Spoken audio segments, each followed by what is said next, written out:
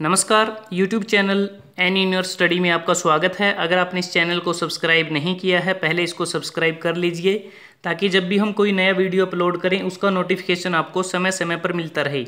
आप इसके Facebook page N in your study को भी ज्वाइन कर सकते हैं। आज हम इस वीडियो में डिस्कस करेंगे HSSC परीक्षा एग्रीकल्चर इंस्पेक्टर जो एडवर्टाइजमेंट नंबर 6/2016 और कैटेगरी नंबर 36 के अंतर्गत 20 जुलाई 2017 को इवनिंग शिफ्ट में आयोजित हुई थी और इस परीक्षा में हरियाणा राज्य से संबंधित 25 प्रश्न पूछे गए थे। आज हम पहले पार्ट में 13 प्रश्न को डिस्कस करेंगे, बाकी 12 प्रश्न दूसरे पार्ट में डिस्कस करेंगे। शुरू करते हैं। पहला प्रश्न, वर्ष 1947 में जब भारत की स्वतंत्रता की घोषणा हुई थी तब हरियाणा निम्नलिखित में से किस राज्य का हिस्सा था? इस प्रश्न का सही उत्तर है ऑप्शन बी, पंजाब। पंजाब से हरियाणा 1 नवंबर 1966 को एक पृथक राज्य के रूप में अलग हुआ और उस समय हरियाणा में गठन के समय 7 जिले थे, अंबाला, करनाल, रोहतक, महेंद्रगढ़, हिसार, जींद और गुरुग्राम। और वर्तमान में हरियाणा में 22 जिले हैं। 22वां जिला चरखी दादरी है जो 16 नवंबर 2016 को बना। अगला प्रश्न है, जींद का प्राचीन नाम क्या है? इस प्रश्न का सही उत्तर है ऑप्शन ए, जयंतीपुरी। जींद नगर ऐतिहासिक एवं धार्मिक दृष्टि से अत्यंत महत्वपूर्ण है और किंवदंतियों के अनुसार यहाँ पर स्थित सुविख्यात जयंती देवी मंदिर के नाम से इस नगर का नाम जींद पड़ा। पांडवों ने महाभारत का युद्ध लड़ने से पहले अपनी सफलता के लिए विजय देवी जयंती देवी मंदिर का निर्माण करके श्रद्धापूर्वक देवी की आराधना की। अगला प्रश्न है, रिक्त स्थान पांडव और कौरव की युद्ध भूमि था। इस प्रश्न का सही उत्तर है ऑप्शन डी, कुरुक्षेत्र। अगला प्रश्न है, भाखड़ा नग्गल बांध का पिता किसे माना जाता है? इस प्रश्न का सही उत्तर है ऑप्शन सी, चौधरी छोटू राम। चौधरी छोटू राम का जन्म 24 नवंबर 1881 को रोहतक के गढ़ी सांपला में हुआ था और भाखड़ा बांध को सिरे चढ़ाने का श्रेय इन्हीं को जाता है। इन्होंने पहले सतलुज के पानी का अधिकार बिलासपुर के राजा का था और हरियाणा के महान सपूत ने बिलासपुर के राजा के साथ एक समझौते पर हस्ताक्षर किए और भाखड़ा बांध का प्रस्ताव रखा और जिससे भाखड़ा बांध पर बांध बनाकर सतलुज का पानी हरियाणा को दिया गया। और चौधरी छोटू राम को वर्ष 1937 में सर की उपाधि से सम्मानित किया गया और चौधरी छोटू राम का 9 जनवरी 1945 को निधन हो गया 63 वर्ष की आयु में। अगला प्रश्न है, हरियाणा की विधानसभा में कुल कितनी सीटें हैं? इस प्रश्न का सही उत्तर है ऑप्शन ए, 90 सीटें हैं। हरियाणा प्रदेश 1 नवंबर 1966 को पंजाब से अलग होकर भारत के 17वें राज्य के रूप में अस्तित्व में आया और हरियाणा विधानसभा का मुख्यालय चंडीगढ़ में है। और 1 नवंबर 1966 को हरियाणा में 54 सीटें थी जिसमें 44 सीटें सामान्य श्रेणी और 10 सीटें आरक्षित थी अनुसूचित जाति के लिए। मार्च 1967 में इस संख्या को बढ़ाकर 81 किया गया और 1970 में फिर से संख्या को बढ़ाकर 90 किया गया और वर्तमान में हरियाणा विधानसभा में 90 सीटें हैं जिसमें 73 सीटें सामान्य श्रेणी और 17 सीटें अनुसूचित जाति के लिए आरक्षित हैं और वर्तमान में 13वीं विधानसभा है और शासक दल भारतीय जनता पार्टी है। और अगला प्रश्न है, हरियाणा का राज्य पक्षी रिक्त स्थान है। इस प्रश्न का सही उत्तर है ऑप्शन सी, ब्लैक फ्रैंकोलिन, काला तीतर। और हरियाणा का राजकीय पशु काला हिरण है, ब्लैक बक। हरियाणा का राजकीय खेल कुश्ती है और हरियाणा का राजकीय वृक्ष पीपल है और हरियाणा का राजकीय पुष्प कमल है। अगला प्रश्न है, 2011 की जनगणना के अनुसार हरियाणा में साक्षरता प्रतिशत क्या है? इस प्रश्न का सही उत्तर है ऑप्शन ए, 75.55%। अगर हम 2011 की जनसंख्या की जनगणना की बात करें तो उस हिसाब से हरियाणा राज्य की जो महिला साक्षरता दर वो 65.9% और हरियाणा राज्य की पुरुष साक्षरता दर 84.1% रही और हरियाणा राज्य में दशकीय वृद्धि दर 19.90% रही। और सर्वाधिक जनसंख्या वाला जिला फरीदाबाद है और सबसे कम जनसंख्या वाला जिला पंचकुला है। और सर्वाधिक जनसंख्या घनत्व वाला जिला भी फरीदाबाद है और सबसे कम जनसंख्या घनत्व वाला जिला सिरसा है और सबसे कम लिंगानुपात वाला जिला गुरुग्राम है और सर्वाधिक पुरुष साक्षरता वाला जिला रेवाड़ी और सर्वाधिक स्त्री साक्षरता जिला गुरुग्राम और सबसे कम पुरुष साक्षरता वाला जिला मेवात और सबसे कम साक्षरता वाला जिला मेवात है और सबसे कम स्त्री साक्षरता वाला जिला भी मेवात है। अगला प्रश्न है, निम्नलिखित कौन वर्तमान केंद्रीय इस्पात मंत्री है? इस प्रश्न का सही उत्तर है ऑप्शन सी, वीरेंद्र सिंह।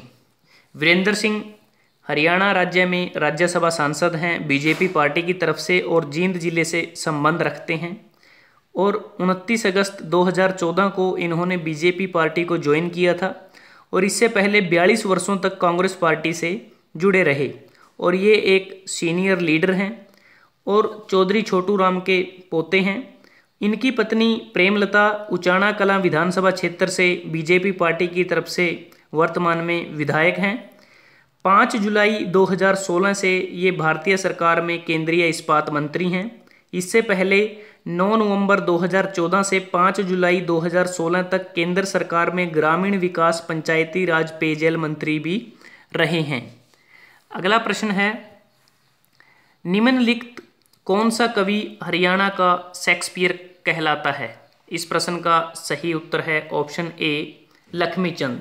पंडित लक्ष्मीचंद का जन्म वर्ष 1903 में सोनीपत जिले के जट्टी कला गांव में हुआ था, एक ब्राह्मण परिवार में, और इनके पिता एक किसान थे। पंडित लक्ष्मीचंद हरियाणवी भाषा के एक प्रसिद्ध कवि व लोक कलाकार थे। हरियाणवी रागनी व सांग में उनके उल्लेखनीय योगदान के कारण उन्हें सूर्य कवि कहा जाता है और उन्हें हरियाणा का शेक्सपियर भी कहा जाता है। उनके नाम पर साहित्य के क्षेत्र में कई पुरस्कार दिए जाते हैं और उनके द्वारा रचित कुछ प्रमुख सांग हैं नल दमयंती, मीराबाई, सत्यवान सावित्री, सेठ ताराचंद, पूर्ण भगत, शशि लकड़हारा आदि। और पंडित लक्ष्मीचंद दादा लक्ष्मीचंद के नाम से भी मशहूर थे और मात्र 45 वर्ष की आयु में वर्ष 1948 में उनका निधन हो गया। उनके पुत्र पंडित तुलेराम ने उनकी परंपरा को आगे बढ़ाया और आजकल उनके पौत्र विष्णु उनकी इस परंपरा का हरियाणा, राजस्थान व उत्तर प्रदेश के दूर दराज के गांवों तक प्रसार करने हेतु प्रयासरत हैं। अगला प्रश्न है, किस पुराण में हरियाणा का नाम हरियाला था? इस प्रश्न का सही उत्तर है ऑप्शन डी, स्कंद पुराण। स्कंद पुराण एक सतकोटि पुराण है जिसमें शिव की महिमा का वर्णन किया गया है। उसके सारभूत अर्थ का व्यास जी ने स्कंद पुराण में वर्णन किया है। स्कंद पुराण 81,000 श्लोकों को युक्त है और 7 खंड हैं इसमें। पहले खंड का नाम महेश्वर खंड है और इसमें 12,000 से कुछ कम श्लोक हैं। इसके लेखक वेद व्यास व भाषा संस्कृत है। विभिन्न विषयों के विस्तृत विवेचन की दृष्टि से पुराणों में स्कंद पुराण सबसे बड़ा है और भगवान स्कंद के द्वारा कथित होने के कारण इसका नाम स्कंद पुराण पड़ा। अगला प्रश्न है, चीनी सैलानी ह्युन त्सांग द्वारा लिखी गई पुस्तक में हरियाणा के किन शहरों के वैभव का और शक्ति पर चर्चा की गई है? इस प्रश्न का सही उत्तर है ऑप्शन बी, थानेसर। अगर हम बात करें थानेसर का जो पुराना नाम है वो थानेश्वर और स्थानेश्वर है और यह हरियाणा का एक ऐतिहासिक नगर है और हिंदुओं का तीर्थ है और यह सरस्वती घग्गर नदी के तट पर स्थित है और यह कुरुक्षेत्र जिले में है और कुरुक्षेत्र की शहरी सीमा अब थानेसर से मिल गई है। ह्युन त्सांग हर्षवर्धन के काल में भारत आया था और ह्युन त्सांग ने भारत में नालंदा विश्वविद्यालय में पढ़ने आया था और बौद्ध ग्रंथों का संकलन करने यहाँ पर वो आए थे। अगला प्रश्न है, रिक्त स्थान नदी उत्तर प्रदेश को हरियाणा से अलग करती है। इस प्रश्न का सही उत्तर है ऑप्शन डी, यमुना नदी। यमुना नदी गंगा की प्रमुख सहायक नदी हरियाणा की महत्वपूर्ण नदी है और यह पूर्व में हरियाणा को उत्तर प्रदेश से अलग करती है और यह उत्तराखंड राज्य के गढ़वाल हिमालय में स्थित बंदर पूंछ के पश्चिमी ढाल पर यमुनोत्री हिमनद से 6,330 मीटर की ऊंचाई से निकलती है। यमुना ताजेवाला के उत्तर में कलेसर के समीप हरियाणा के यमुनानगर जिले से राज्य की सीमा में प्रवेश करती है तथा फरीदाबाद जिले के हसनपुर नामक स्थान से पूर्व की ओर मुड़कर उत्तर प्रदेश के अलीगढ़ में प्रवेश करती है। अंबाला, कुरुक्षेत्र, करनाल, हिसार आदि जिलों के बड़े क्षेत्रों के लिए यह नदी सिंचाई का मुख्य साधन है और इन क्षेत्रों में सिंचाई पश्चिमी यमुना से निकाली गई नहरों द्वारा की जाती है।